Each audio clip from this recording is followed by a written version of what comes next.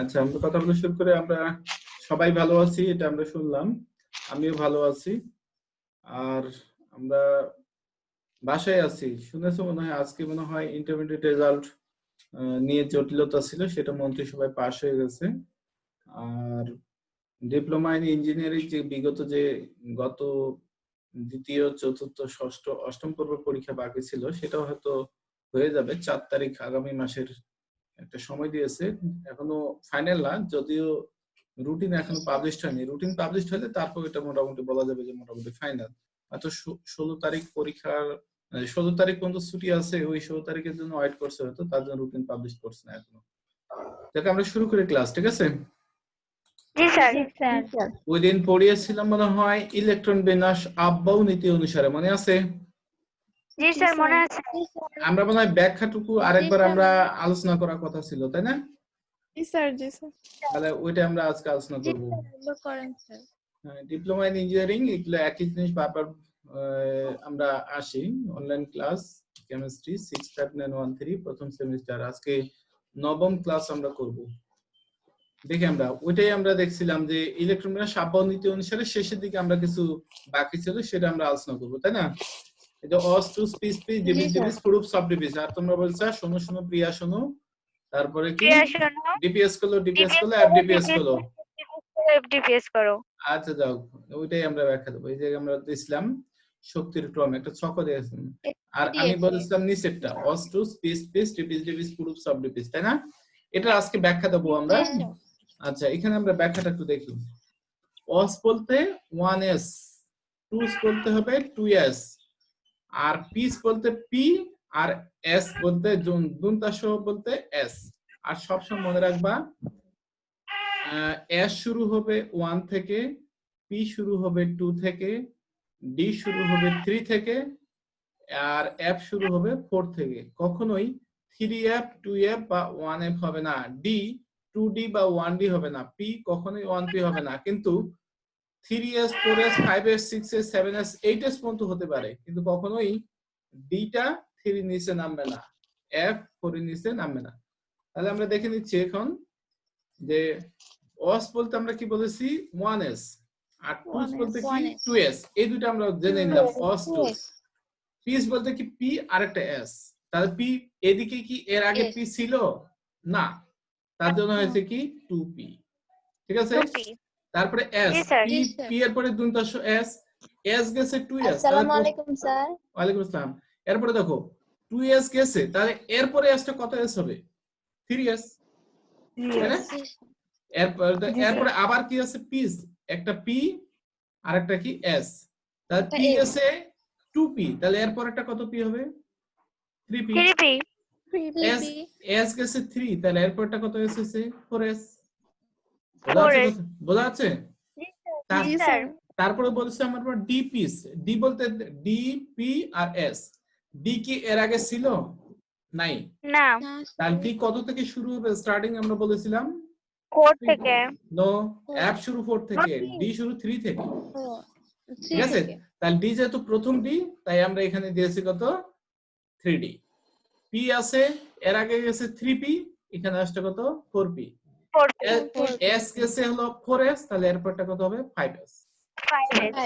এরপরে আবার কি আছে? DPS, DPS. ডি গেছে 4d, তাহলে এরপরটা কি হবে?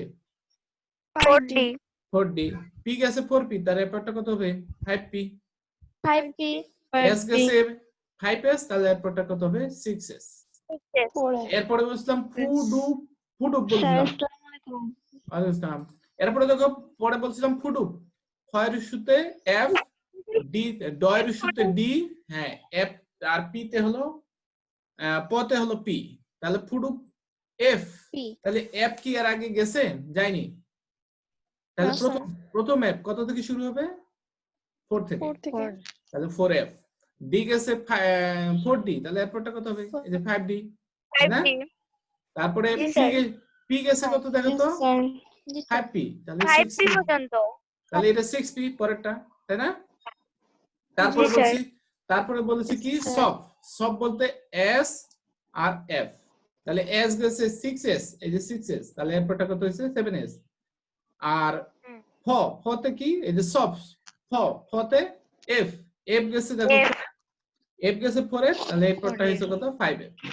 তারপর আবার 5F, ডি পি এস, তার ডি গেছে এরপরে হলো 5 ডি, এটা হচ্ছে 6 ডি। পি গেছে জি কত স্যার 6, পি গেছে 6 পি, হইছে কত 7 পি। আরেকটা 7B, আর এস গেছে হলো তোমার 7 এস, এটা হলো 8 এস। এ পর্যন্ত 118টি মৌল আবিষ্কৃত হয়েছে আমাদের। 118টি মৌল, এর মধ্যেই ইলেকট্রন বিন্যাসটা তোমার কি হবে। কথা কি বোঝা গেছে? জি 118, স্যার বুঝে 118 না, আরো যদি 2-4টা বেশি আবিষ্কৃত হয় তাও এর মধ্যেই পড়বে, এর বেশি আর বাইরে যাওয়া লাগবে না। কথা কি বোঝা গেছে? জি স্যার তাহলে এখন আমরা এই জি যে sir. As to piece devices proofs of devices ব্যবহার করে আমরা ইলেকট্রন বিন্যাস এখন করব, এবং ইলেকট্রনের পরীক্ষার সময় আসবে তোমাদের। ঠিক আছে? আমরা এখন দেখি আগে দেখে অরবিট একটু কিছু পড়ে নেই, তারপর এটা নিয়ে আমরা আরো ব্যাখ্যা দেবো। ঠিক আছে? অরবিট কাকে বলেছিলাম মনে আছে? কাকে বলছিলাম অরবিট?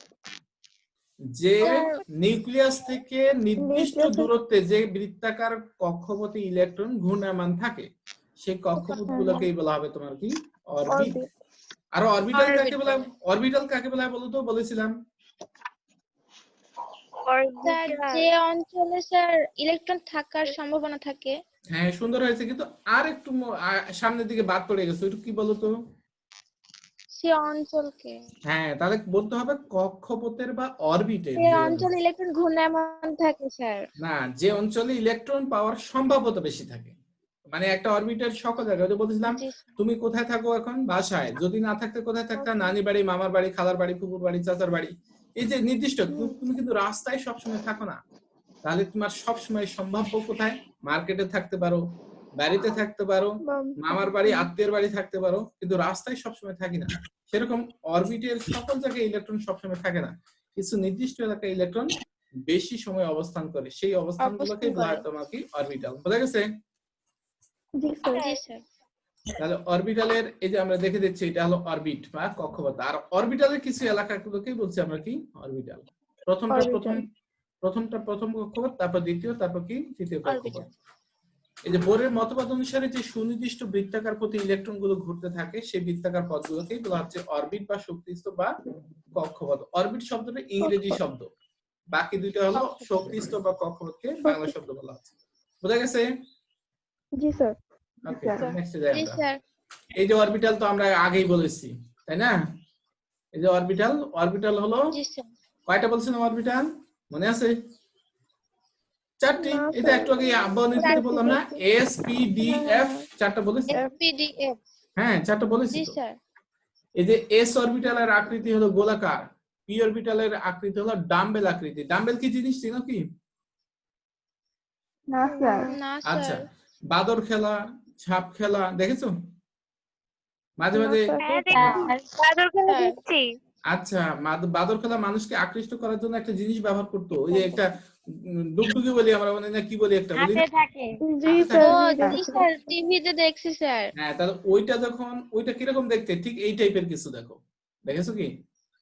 জি স্যার, যে হাত দিয়ে বাজায় স্যার। হ্যাঁ হ্যাঁ, ইয়েস ইয়েস, ওই যে একটা সুতা দিয়ে বা দড়ি দিয়ে বাঁধা থাকে একটা ছোট রাবার, জি স্যার, রাবারটা ঢোলের এদিকে মতো দেখো। বাজে। দুই সাইড থেকে বাড়ি দেয় তখন শব্দটা আসে। আচ্ছা যাক, ওইটাকেই বলা হচ্ছে ডাম্বেল। এই এই পি অরবিটালের আকৃতি হলো ডাম্বেল আকৃতি। আর পি অরবিটালে কয়টা ঘর আছে বলেছিলাম মনে আছে? পিতে স্যার। 3টা। কি কি? একটা হলো পিএক্স, একটা হলো পিওয়াই, আর একটা হলো পিজেড। এটা এস অরবিটালের ঘর একটা, এটা কি বৃত্তাকার। আর ডি অরবিটালের ঘর কয়টা বলছিলাম? 5টা। আটটা। ঠিক আছে? আর এফ অরবিটালের ঘর বলেছিলাম আমরা কয়টা? 7টা। 7টা। 7 দুগুণে 14টি ইলেকট্রন থাকে। আর ডি অরবিটালে 5টা, 5 দুগুণে কয়টা ইলেকট্রন? 10টা ইলেকট্রন। তাহলে আমরা অরবিটাল দেখেছি যে অক্ষ বরাবর ইলেকট্রন গুলো, সরি ডাম্বেল গুলো অক্ষ বরাবর থাকবে। আমরা অক্ষরেখা কয়টা পড়েছি? 4টি। কয়টি? 3টা। একটা হলো এক্স অক্ষ, ওয়াই অক্ষ, আর একটা জেড অক্ষ। জেড অক্ষ। তাহলে এই যে পি অরবিটালটা 3টা ডাম্বেল থাকে, একটা পিএক্স, পিওয়াই, পিজেড। এই ডাম্বেল গুলো 3টা অক্ষরেখা বরাবর কি লম্ব অবস্থায় থাকবে, অর্থাৎ 90 ডিগ্রি কোণ করে একটার সাথে আরেকটা তোমার কি থাকবে। এখানে তো এইটাকে তো আর এই যে আমরা দেখছি px টাকে তো আর এইভাবে তো খাড়া করে দেখানো যায় না, তাই একটু বাঁকা করে দেখায় বোঝানো হয়েছে। এটা বোঝা গেছে? এই হলো, এই যে বাম পাশে তিনটা একসাথে দেখানো হয়েছে, আর ডান পাশে স্পেসিফিক ভাবে আলাদা করে তোমার কি দেখানো হয়েছে যেন বুঝতে সুবিধা হয়। তিনটা অক্ষ বরাবর তিনটা অরবিটাল তোমার কি পরস্পরের সাথে 90 ডিগ্রি কোণে বা লম্বভাবে তোমার কি অবস্থিত। বোঝা গেছে? অবস্থান। জি হ্যাঁ, এখন আমরা অরবিটালের সংজ্ঞাটা যে বলছিলাম, অরবিটাল একটি তরঙ্গ ফাংশন। পরমাণুর ইলেকট্রনের কক্ষপথের সব এলাকায় ইলেকট্রন সবসময় অবস্থান করে না। কিছু নির্দিষ্ট এলাকায় ইলেকট্রন সবচেয়ে বেশি অবস্থান করে, সেই এলাকায় ইলেকট্রন বেশি পাওয়ার সম্ভাবনা বেশি থাকে, সেই এলাকাগুলোকেই বলা হচ্ছে তোমার কি অরবিটাল। অরবিটাল চারটা বলছিলাম, S P D F. SPDF. সংজ্ঞাগুলো আগেই পড়াইছি, তারপরে এখন আরেকবার একটু মানে ঘষা মাজা করে পড়ানো আর কি। বোঝা গেছে? জি স্যার। ওকে, এখন বাড়ির কাজ একটা, অরবিট এবং অরবিটালের পার্থক্য। এটা তোমাদের এখন বাড়ির কাজ, যদিও আমি এখন বলে দেবো, একটু পড়বা। আমরা অরবিট এবং অরবিটাল পার্থক্য। অরবিট মানে বাংলা বলছি আমরা কক্ষপথ, আর অরবিটাল হলো কক্ষপথের কিছু নির্দিষ্ট এলাকা। এটাকে তরঙ্গ ফাংশনের সাথে মানে কি এটা হিসাব করা হয়। তরঙ্গ ফাংশন মানে কি, যে তরঙ্গ আকারে তোমার কি প্রবাহিত হবে। দেখো, বোরের মতবাদ অনুসারে ইলেকট্রনের সুনির্দিষ্ট বৃত্তাকার কক্ষপথগুলোকেই বলা হচ্ছে অরবিট। আর অরবিটাল হলো তরঙ্গ ফাংশন যা দ্বারা পরমাণুতে ইলেকট্রনের অবস্থা, অর্থাৎ কোথায় আছে ইলেকট্রনটা, সেই অবস্থাটাকে বর্ণনা করা যায়। ক্লিয়ার? ইলেকট্রনের অরবিট সমূহ কি গোলাকার, আর অরবিটাল গুলোর আকৃতি আমরা দেখলাম, এস অরবিটাল গোলাকার, পি অরবিটাল অনেকটা ডাম্বেল আকার, ডি অরবিটালও আকৃতি ডাম্বেল আকার, ইত্যাদি ইত্যাদি। বুঝা গেছে? জি স্যার। আর পার্থক্য দেখি আমরা। অরবিট সমূহ প্রধান কোয়ান্টাম সংখ্যা n এর সাথে সম্পর্কিত, অর্থাৎ n এর মান 1 হলে প্রথম কক্ষপথ বা প্রথম অরবিট, 2 হলে দ্বিতীয় অরবিট, 3 হলে তৃতীয় অরবিট, এভাবে সম্পর্কিত। আর অরবিটাল গুলো প্রধান কোয়ান্টাম সংখ্যা n ছাড়াও সহকারী কোয়ান্টাম সংখ্যা l এর সাথেও কি সম্পর্কিত। তার মানে কি, l এর মান 0 হলে তোমার s অরবিটাল, l এর মান 1 হলে p অরবিটাল, l এর মান 2 হলে d অরবিটাল, l এর মান 3 হলে f অরবিটাল। তার মানে কি n এর সাথে সাথে l এর সাথেও সম্পর্কিত। F orbital. বুঝা গেছে? অরবিট সমূহকে k l m n o p ইত্যাদি দ্বারা চিহ্নিত করা হয়। আর অরবিটাল গুলো হলো চারটা, s p d f। এই চারটা প্রতীক দ্বারা এই চারটাই। ক্লিয়ার? এই পার্থক্য চারটা, 3 মার্কের কোশ্চেন থাকে, 3 মার্কের কোশ্চেনের জন্য এই চারটা পার্থক্যই আর লাগবে না। বুঝা গেছে? জি স্যার। ওকে, আমরা পরবর্তীতে যাই তাহলে। এবার এই মৌলগুলোর ইলেকট্রন বিন্যাস করব আমরা আব্বাউ নীতি অনুসারে, অর্থাৎ অস্ট্রোস পিস ডিভিস প্রুফ অফ ডিভিস অনুসারে। ঠিক আছে? একটা প্রথমটা করে দেখো। সোডিয়ামের পারমাণবিক সংখ্যা কত? 11। এই যে লিখছি আমরা, দেখো অস বলতে 1s 2s 2s, তারপরে p আর s পিস। নাম্বারগুলো আমরা আগে দিতে শিখেছি। s অরবিটাল প্রথম 1 থেকে শুরু হয়, d অরবিটাল p অরবিটাল 2 থেকে, d অরবিটাল 3 থেকে, আর f অরবিটাল 4 থেকে। আমরা আরো লিখতে পারতাম, কিন্তু যতগুলো অরবিটাল আছে ততগুলো তো আমাদের এখানে সোডিয়ামের ইলেকট্রন নাই, তাই ততগুলো বাকিগুলো আমরা লিখিনি, দরকার নেই। তাহলে s অরবিটাল 11টা ইলেকট্রন আছে। হ্যাঁ, यस, 11টা ইলেকট্রন দিতে যে কয়টা লাগে আমরা ওই পর্যন্ত লিখব, বাকিগুলো লেখার কোনো প্রয়োজন নাই। বুঝা গেছে? তাহলে দেখো সোডিয়ামের জি স্যার। s অরবিটালের ইলেকট্রন ধারণ ক্ষমতা কয়টি বলেছিলাম? দুইটি। p এর অরবিটালের ঘর সংখ্যা কয়টি? p অরবিটালের 3টি। আর একটা ঘরে ইলেকট্রন থাকে 2টি, 3 দুগুণে কত হবে? p অরবিটালের ইলেকট্রন ধারণ ক্ষমতা 6টি। d এর ঘর কয়টি? 5টি।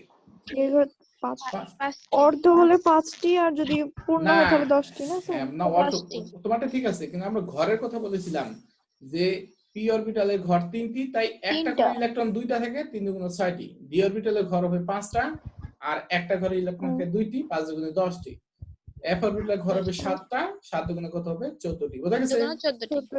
জি স্যার। তাহলে যখনই আমরা s দেখব অরবিটাল, তখনই আমরা ইলেকট্রন সংখ্যা দেব 2। আর ইলেকট্রন সংখ্যাটাকে অবশ্যই অরবিটালের ডান দিকে পাওয়ারের মতো করে লিখতে হয়। আমরা উপরে ডান দিকে পাওয়ার দিতাম না, x to the power 3, x to the power 4 এরকম ভাবে লিখতাম না, ঠিক ওভাবে লিখতে হয়। তাহলে s অরবিটাল 2টি দিলাম, পরের অরবিটালটাও s, তাহলে 2 দিলাম, 2 দুগুণে 4টি। তারপরে আছে p মানে কয়টি হবে? 6টি। 6টি। তাহলে 6 আর 4 হলো 10। ইলেকট্রন সংখ্যা টোটাল হলো 11। তাই Energy সর্বশেষ আর কক্ষপথে ইলেকট্রন থাকবে একটি। এই হলো টোটাল 11টি। একটি। বোঝা কি গিয়েছে? জি স্যার। জি স্যার। এরপরে আমরা ক্লোরিনটা দেখি। ক্লোরিনের পারমাণবিক সংখ্যা 17। এগুলা তোমরা একটু মনে 17 রাখবা, একটু ধারণা দিই কিভাবে মনে রাখবা। আমি মনে রাখছি পর্যায় সারণীটার সাথে কম্পেয়ার করে। হাই হি, তার মানে প্রথম কক্ষপথে ইলেকট্রন, প্রথম পর্যায় সারণীতে আছে দুইটি পরমাণু, একটা হলো হাইড্রোজেন আর একটা হিলিয়াম। দ্বিতীয় পর্যায়ে আছে তোমার কি হিলিয়াম। লিবে বুকানাই অপ্লোনিস, তার মানে কি লিতে লিথিয়াম, লিবে বেতে বেরিলিয়াম, লিবে বোতে বোরন, কাতে কার্বন, ও নাইতে নাইট্রোজেন, ওতে অক্সিজেন, ফ্লোতে ফ্লোরিন, নিতে নিয়ন। তার মানে কি ওই যে মৌলগুলোর নামের প্রথম অংশ অথবা কখনো কারো একটা অক্ষর নিয়ে দুই তিনটা মৌলের নামের প্রথম অংশগুলো নিয়ে একটা করে শব্দ তৈরি করা হয়েছে। শব্দ তৈরি করে একটা সেন্টেন্স তৈরি করা হয়েছে যেন মনে রাখতে সুবিধা হয়। যেমন আমি বললাম হাই হি প্রথম পর্যায়ে শেষ, দ্বিতীয় লিবে বোকানাই অফ্লোনি শেষ, তৃতীয়টা কি সোমেগ অ্যালুসিলি ফসল ক্লোয়ার, তার মানে 18টা হয়ে গেল। তারপর চতুর্থটা হবে তোমার কি পকেল স্কেটি ভ্যাক্ট্রোমেন আইকনিকে কয়দিন গেলি জার্মাল স্যাব্রোক্রি, 34টা হয়ে গেল। সময় লাগছে খুব কম, কিন্তু তুমি সিস্টেমটা ফলো করবা, তুমি নিজেরাই করার চেষ্টা করবা, মনে রাখতে সুবিধা। ঠিক আছে? জি স্যার। আচ্ছা, ক্লোরিন 17 ধারণা দিয়েছি, আমার স্যারও কিন্তু আমাকে ধারণা দিয়েছিল, আমি আমার মতো করে সাজিয়ে ফেলেছি। তোমরা এখন তৈরি করবা নিজের মতো করে, নামগুলো দেখে দেখে তৈরি করবা। ওকে, দ্য ক্লোরিন 17 অস টু পিস, আবার পিস লাগতো, আমরা শেষেরটা লিখে নিয়ে আসি, খালি পি পর্যন্ত আসছি। ঠিক আছে? এই যে অস টু পি এস, পি হলো 2 থেকে শুরু তাই 2, আর এস হলো 3 2 গেছে তাই 3, এরপর হলো পিস, আমরা দুইটা শর্ট এসটা লিখিনি, শুধু পি লিখেছি, তাহলে পি পর্যন্তই লাগবে, আমরা বাকিগুলো লাগবে না, তাই পি পর্যন্ত লিখছি। দেখো এখানে ইলেকট্রন সংখ্যা এস অরবিটালে 2টি, আবার এস অরবিটাল 2টি, পি অরবিটালে 6টি, আর এস অরবিটালে 2টি। এ পর্যন্ত গেল আমার কয়টা দেখো তো, 6 4 10 12টা। টোটাল ইলেকট্রন সংখ্যা কয়টি? 12টি। 17টি। তাহলে 12টা গেছে, হ্যাঁ 12টা গেছে, আর কয়টি লাগবে? 5টি। আর 5টা। আর 5টি। 5টি। কিন্তু পি অরবিটাল ইলেকট্রন ধারণ করতে 6, কিন্তু আর ইলেকট্রন নাই, বিধায় সেখানে হয়েছে 5টি। বোঝা গেছে? বোঝা গেছে? এবার আমরা ব্যতিক্রম পড়ব, ক্রোমিয়াম। ক্রোমিয়ামের পারমাণবিক সংখ্যা কত? 24। এবার একটা ব্যতিক্রম আছে, ব্যতিক্রমটা আমরা দেখব এখন। ডি ব্লকে এটা।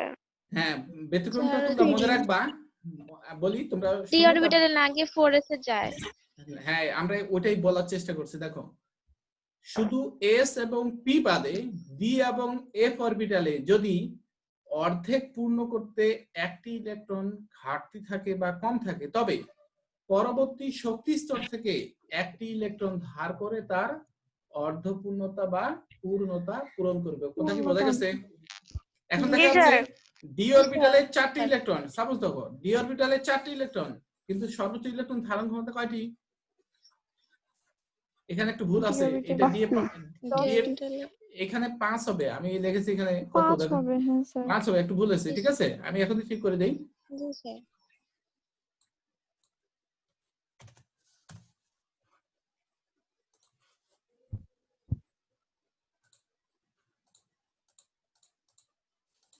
হ্যাঁ, হয়ে গেছে। দেখো, তাহলে দেখো এখানে ডি অরবিটালের সর্বোচ্চ ইলেকট্রন ধারণ ক্ষমতা কত?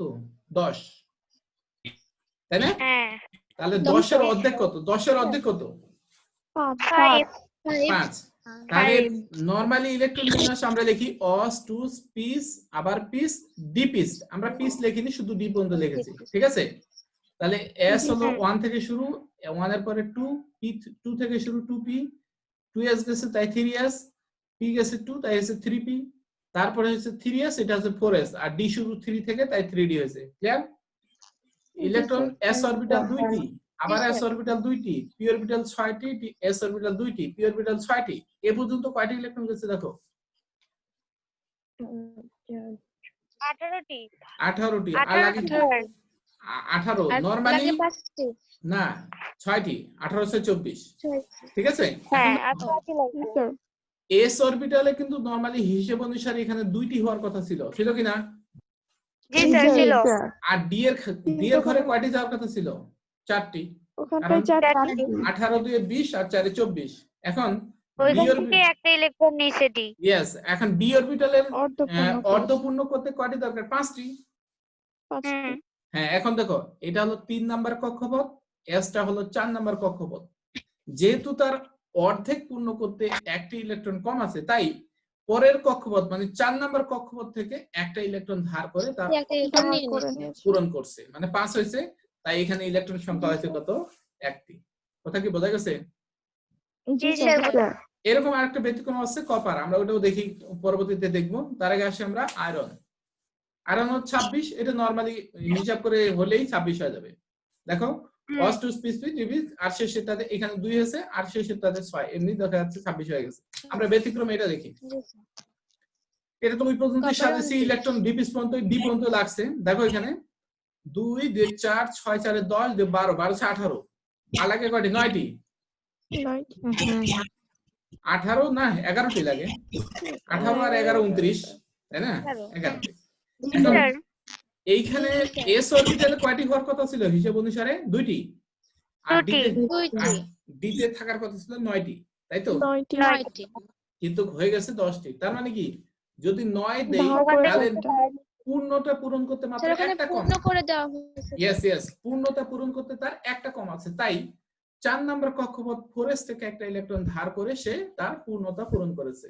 ফলে ডি অরবিটালে গেছে 10টি এবং তার আগের কম শক্তি সম্পন্ন অরবিটাল এসে গেছে একটি ইলেকট্রন। এটাও একটা ব্যতিক্রম। বুঝা গেছে? তাহলে 36 পর্যন্ত জি, দুটোই স্যার। ব্যতিক্রম আছে, একটা হলো ক্রোমিয়াম আর একটা হলো কপার। এই দুটোই বেশিরভাগ ইলেকট্রন বিন্যাস বেশিরভাগ ঘুরে ঘুরে আসে। ঠিক আছে? স্যার মোট কথা হচ্ছে ডি অরবিটাল হচ্ছে বেশি শক্তি সম্পন্ন আর এস অরবিটাল কম শক্তি সম্পন্ন। হ্যাঁ, নিয়ম অনুসারে এসটা আগে পূরণ হওয়ার কথা ছিল, তারপর ডিতে যাওয়ার কথা ছিল। কিন্তু পরে একটা কন্ডিশন কি বলছি, যে অর্ধপূর্ণতা বা পূর্ণতা পূরণ করতে যদি একটা পূর্ণতা ইলেকট্রন কম থাকে, তাহলে বেশি সেটা শক্তি সম্পন্ন নেওয়া যাবে। হলেও সে পরের শক্তি স্তর থেকে অর্থাৎ কম শক্তি স্তর থেকে একটা ইলেকট্রন ধার করে নেবে। ধার করে নিয়ে সে তার পূর্ণতা ধার বা করে নেবে। অর্ধপূর্ণতা অর্ধপূর্ণতা পাবে।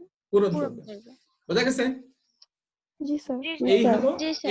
এটাই হলো অস টু স্পিস ডিভিজ অনুসারে তোমার কি ইলেকট্রন বিন্যাস, সেটা হলো আপ-বাউন্ড অনুসারে। বোঝা গেছে? আপ-বাউন্ড। জি স্যার। জি স্যার। জিঙ্কেরটা স্যার কি এরপর ডিটেইলস একটু দেখালেন না। আমরা যতটুকু সিলেবাস ভুক্ত শুধুমাত্র 36 পর্যন্ত পড়লেই হবে। 36 পর্যন্ত ইলেকট্রন বিন্যাস করতে অ্যাপ অরবিটাল লাগেনি। এখন তোমরা শিখতে চাইলে আরো 36 আরো পর্যন্ত? শেখানো যাবে, সমস্যা নেই। হ্যাঁ, 36 পর্যন্ত করলেই হবে। ও আচ্ছা ঠিক আছে, এটা তো জানতাম না স্যার, তার জন্য আচ্ছা, বললাম। হ্যাঁ ওই জন্য ঠিক আছে, থ্যাংক ইউ। এখন যতটুকু তোমার পড়াইলে সহজে হবে অতগুলো তো সেটুকুই ইলেকট্রন পড়াইছি। নাই। হ্যাঁ, আবার বলো। স্যার কারণ এখানে তো 30 স্যার পর্যন্ত পড়তে না, আমি হবে। 30 পর্যন্ত 30 দেখিয়েছি। না, 30 পর্যন্ত দেখিয়েছি, 36 পর্যন্ত হ্যাঁ। যেতে এফ লাগবে না, ওই পর্যন্তই শেষ। বোঝা গেছে? আমি 36 পরে লাগবে। 36 এর পরে গেলে লাগবে। হ্যাঁ, ইয়েস, পরে গেলে লাগবে অ্যাপ লাগবে। অরবিটাল। জি স্যার। ঠিক আছে? হুম। আমরা এই 30 অতগুলো ইলেকট্রন তো নাই। হ্যাঁ, এখানে অতগুলো ইলেকট্রন নাই, ওই জন্য লাগেনি। আমরা 30 পর্যন্ত ইলেকট্রন দেখিয়েছি, বাকিগুলো 6টা তোমরা একটু দেখে নিও। ঠিক আছে? ক্রিপ্টন 36 পর্যন্ত। Wait, ফ্যাক্ট 6টা, বুঝিনি, আবার বলো। বললাম হোমওয়ার্ক ফ্যাক্ট 6টা, পরের ওকে 6টা। ওকে, এখানে 6টা না, আরো সামনের দিকে 11-র আগে আছে, 12 13 আছে, 14 15 16, তারপরে 18 19 স্যার 20 এখন 21। 36 পর্যন্ত করব। হ্যাঁ, 36 পর্যন্ত করবে তোমরা, আর আমি জিজ্ঞেস করব তখন। ঠিক আছে? জি Okay. স্যার। স্যার হ্যাঁ, বলো। স্যার বলছিলাম ওখানে 4s এর আগে যদি ডি এর ইয়ারটা দিয়ে কোনো অসুবিধা হবে? No problem. এটা আমরা আমরা যাবে। হ্যাঁ। শক্তির ক্রম অনুসারে সাজিয়েছি। তুমি যদি লেখো 1s 2s তারপর 2p শেষ, 3s 3p 3d তারপর 4s লেখো, নো প্রবলেম। কিন্তু যদি শক্তির ক্রমানুসারে না সাজাও, তাহলে তোমার ইলেকট্রন দিতে সমস্যা হয়ে যাবে, তাহলে ভুল হওয়ার সম্ভাবনা বেড়ে যাবে। এইভাবে লিখলে ভুল হওয়ার সম্ভাবনাটা কম। কথা কি বোঝা গেছে?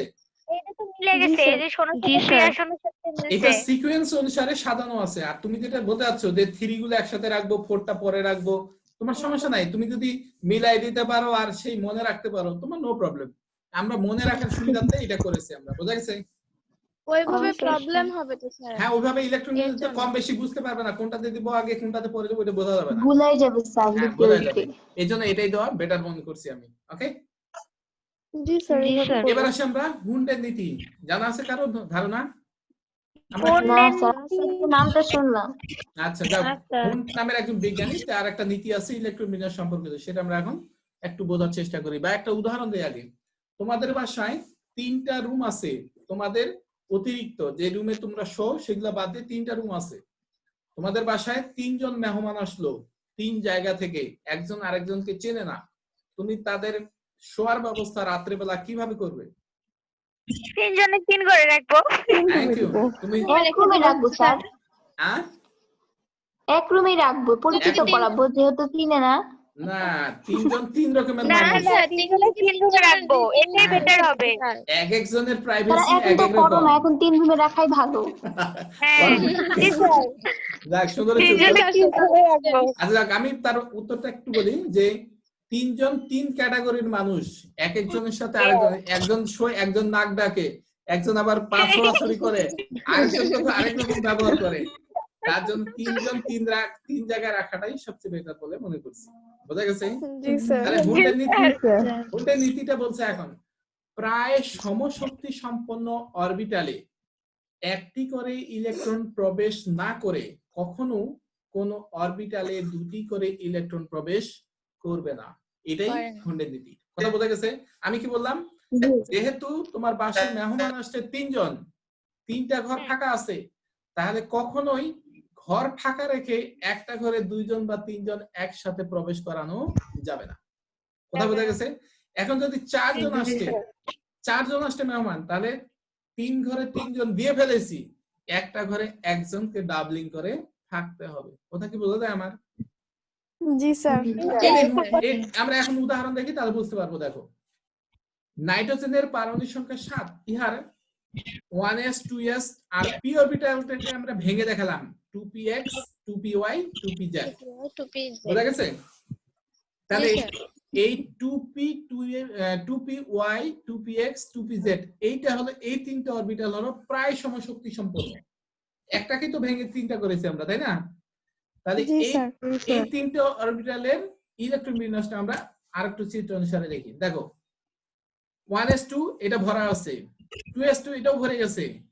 এই যে এখানে জি স্যার। 3টা ইলেকট্রন আছে, ঘর আছে 3টা, একটাতে 2টা আর একটাতে একটা হলে কিন্তু 3টা হতো কিনা? জি হতো না? জি স্যার। কিন্তু দেখা যাচ্ছে একটা ঘর ফাঁকা রেখে কখনোই আরেকটা ঘরে 2টা ইলেকট্রন প্রবেশ করবে না। আমরা আরেকটা দেখি যে উপরে লিখে দিছি 1s এর 2টা ইলেকট্রন, এরো চিহ্ন দ্বারা ইলেকট্রনকে চিহ্নিত করা হয়েছে। বোঝা গেছে? এরো দিয়ে মানে ইলেকট্রন গুলো ঘুরতেছে, ওই ঘোরার দিকটা নির্দেশ করা হয়েছে। 2s ও 2টা, কিন্তু 2px 2py 2z এ দেখা যাচ্ছে একটি ইলেকট্রন, মানে একটি করে ইলেকট্রন প্রবেশ করছে, কিন্তু এইটাতে কখনোই 2টা প্রবেশ করেনি। 2টা প্রবেশ করে এটাতে একটা দিলে কিন্তু 3টা হয়ে যেত, কিন্তু দেওয়া হয়নি। হুন্ড বলছে ঘর ফাঁকা ঘর থাকলে কখনোই একটা ঘরে 2টি করে ইলেকট্রন প্রবেশ করবে না। এটাই হলো বিজ্ঞানী হুন্ডের। এখানে যদি স্যার এখানে যদি 8টা থাকতো তাহলে স্যার এখানে যদি 8টা থাকতো তাহলে একটা ঘরে দুটা থাকতো। Yes, thank you. মানে 7টার জায়গায় যদি 8টা হতো তাহলে 2px এ 2টা হতো আর 2py 2pz এ একটা করে হতো। বোঝা গেছে? একটা করে, ঠিক আছে। হ্যাঁ, জি, এটাই স্যার। হ্যাঁ স্যার একটা কোশ্চেন, বলো। স্যার নাইট্রোজেনের ইলেকট্রন সংখ্যা হচ্ছে 7টা, তাহলে এটা ইলেকট্রন বিন্যাস করতে যদি আমি অনেস হচ্ছে 2s 2p এই 3টা রাখি, আর মানে হচ্ছে x y z না দিয়ে যদি p এর উপরে এই 3 দিয়ে দেই, 4 দেই 3 দিয়ে দেই, তাহলে হবে না? ওইটা হলো ইলেকট্রন বিন্যাস। তখন আমরা যখন ইলেকট্রন বিন্যাস করব তখন 3 দেব, কিন্তু হুন্ডের নীতি ব্যাখ্যা করার জন্য তখন এরকম দিতে হবে। কথা বোঝা গেছে? ও বুঝেছি স্যার। আমরা যখন ইলেকট্রন বিন্যাস করব তখন 3 দেব, p লিখে 3, কিন্তু যখন হুন্ডের নীতিটা ব্যাখ্যা করব তখন আমরা এই ঘরটাকে 3টা স্যার এলাবোরেট যদি করে 9 দেখাচ্ছি। হয় তাহলে কি হবে? 9 হলে তখন 2px এ 2টা, 2py এ 2টা আর 2pz এ একটা। ও কথা বোঝা গেছে? তখন ডাবল করে রাখতে হবে। জি স্যার। আর যদি 10 হয়ে যায় তাহলে 3টাতে 2টা করে হয়ে যাবে 6টা, আর এদিকে 4টা 10টা হয়ে গেল। এভাবেই ধাপে ধাপে ইলেকট্রন তোমার কি প্রবেশ করতে থাকে। স্যার আর এই যদি 11 হয়ে যায় তাহলে কি আরেকটা ঘর হবে sir? No no no no, তখন তো আর পি এর তো তিনটাই ঘর, তখন তো আর যাবে না, তখন আরেকটা অন্য অরবিটাল চলে আসবে, তখন আসবে তোমার কি অস টু পিস ডি পিস, তখন ডি চলে আসবে। বুঝা গেছে? এইভাবে জি, স্যার। চলতে থাকবে। ওকে, জি স্যার। তাহলে আমরা এখন পরে যাই। এবার রাসায়নিক তুল্যাঙ্ক, পারমাণবিক ভর ও আণবিক ভর। আজকে সময় মনে হয় আর 8 মিনিটের মতো আছে, তো আমরা কিছু করি আর একটু। রাসায়নিক তুল্যাঙ্ক বা তুল্য ভর, পারমাণবিক ভর, আণবিক ভর, এগুলা কি শব্দগুলো জানা আছে তোমাদের? পারমাণবিক ভর রাসায়নিক তুল্যাঙ্ক এটা আণবিক নাই। ভর জানা আছে, কিন্তু কিন্তু তুল্যাঙ্ক জানা নাই। তুল্যাঙ্ক না। আচ্ছা, আমরা একটা করে জেনে নিই। রাসায়নিক তুল্যাঙ্কটাই আগে পড়ি। তুল্যাঙ্ক মানে এই তুল্য ভর, ঠিক আছে? এখন তুল্য ভর অনেকের আছে, মৌলের তুল্য ভর, যৌগের তুল্য ভর, লবণের তুল্য ভর, অ্যাসিডের তুল্য ভর, ক্ষারকের তুল্য ভর, ক্ষারের তুল্য ভর, অনেকগুলো আছে। আমরা একটা একটা করে পড়ার চেষ্টা করি। প্রথমে মৌলের তুল্য ভর। এখন মৌলের তুল্য ভর পরিমাপ করতে তিনটা মৌলকে স্ট্যান্ডার্ড হিসেবে ধরা হয়েছে। সেটা হলো একটা হাইড্রোজেন, একটা অক্সিজেন, আর একটা হলো ক্লোরিন। কথা কি বোঝা গেছে? কি কি মৌল বলছে তিনটে স্ট্যান্ডার্ড ধরা হয়েছে? একটা হাইড্রোজেন, তারপরে অক্সিজেন, আর একটা হলো ক্লোরিন। একটা ক্লোরিন। ইয়েস। এখন হাইড্রোজেনের ভরটা ধরা হয়েছে 1.008, অক্সিজেনের ধরা হয়েছে 8 বা 8, আর ক্লোরিনের ধরা হয়েছে 35.5। এই তিনটা ভরকে কম্পেয়ার করে অন্যান্য মৌলগুলোর তুল্য ভর কি তুলনা করা হয়ে থাকে। বোঝা গেছে? আমরা এখন তুল্য ভরের সংখ্যা দেখো। কোন মৌলের যত ভাগ ভরের সাথে 1.008 ভাগ ভরের হাইড্রোজেন, 8 ভাগ ভরের অক্সিজেন অথবা 35.5 ভাগ ভরের ক্লোরিন যুক্ত হয়। কথা বোঝা গেছে? মনে করলাম সোডিয়ামের ভর হলো 23, এই 23 এর সাথে মনে করো অক্সাইড উৎপন্ন হয়েছে, সোডিয়াম অক্সাইড বা সোডিয়াম ক্লোরাইড ধরি, তাহলে সোডিয়াম ক্লোরাইডের সংকেত কি? NaCl। তাহলে এখন ক্লোরিন কয়টা আছে? একটা। একটা, তাহলে একটা ক্লোরিনের ভর কত? একটা ক্লোরিনের পারমাণবিক ভর কত? 35.5। তাহলে ওই 35.5। হ্যাঁ, থ্যাংক ইউ। 35.5 ভাগ ক্লোরিনের সাথে তাহলে সোডিয়ামের ভর যুক্ত আছে কত? সোডিয়ামের ভর হলো পারমাণবিক ভর 23। কথা বোঝা যায়? তাহলে 35.5 ভাগ ভর ক্লোরিনেরটা ছিল আমাদের স্ট্যান্ডার্ড ভর। তাহলে এই স্ট্যান্ডার্ড ভরের সাথে অপর মৌলক সোডিয়ামের যে ভরটা যুক্ত হয়েছে 23 ভাগ, ওই 23টাই হবে সোডিয়ামের কি তুল্য ভর। কথা কি বোঝা যায়? বোঝা গেছে? অবশ্যই আরেকবার বলবো। ওকে, থ্যাংক ইউ। আচ্ছা, আরেকবার বলে একটু রিভিশন সবার। মনে করো সোডিয়াম ক্লোরাইড আমরা এক্সাম্পল হিসেবে নিলাম। আরেকবার একটু বোঝা যায়। ওকে ওকে, বোঝাচ্ছি। সোডিয়াম ক্লোরাইড আমরা এক্সাম্পল হিসেবে নিলাম। সোডিয়ামের পারমাণবিক ভর হলো 23, ক্লোরিনের পারমাণবিক ভর হলো 35.5। তাহলে সোডিয়াম ক্লোরাইড যৌগে ক্লোরিনের ভর কত? 35.5 ভাগ। 5 ভাগ। তাহলে এইখানে আমরা স্ট্যান্ডার্ড ভর কত ক্লোরিনের ধরেছি? 35.5। মানে এই স্ট্যান্ডার্ড ভরটাই ওই যৌগের মধ্যে ক্লোরিনের আছে, আছে কিনা? অবশ্যই আছে। আছে। তাহলে হ্যাঁ, ক্লোরিনের স্ট্যান্ডার্ড ভরের সাথে বাকি যে মৌলটা যুক্ত আছে সোডিয়াম, তার ভর কত? 23। তাহলে 23 হ্যাঁ, সোডিয়ামের 23 ভাগ ভর ক্লোরিনের স্ট্যান্ডার্ড ভর 35.5 ভাগ ভরের সাথে যুক্ত হয়েছে। হয়েছে? তাহলে সোডিয়ামের তুল্য ভর হবে কত? 23। কথা কি বোঝা গেছে? জি স্যার। আমরা এখন মনে করো সোডিয়াম হাইড্রেট নেই। সোডিয়াম হাইড্রেটের সংকেত কি? NaH। তাহলে NaH, তাহলে সোডিয়াম হাইড্রেটে হাইড্রোজেন কয়টা আছে? একটা। আর একটা হাইড্রোজেনের ভর জানি আমরা কত? 1.008। এবং হাইড্রোজেন স্ট্যান্ডার্ড ভর কত ধরছি আমরা? 1.008। হ্যাঁ, তাহলে ওই সোডিয়াম হাইড্রেট যুগে সোডিয়ামের ভর কত? 23।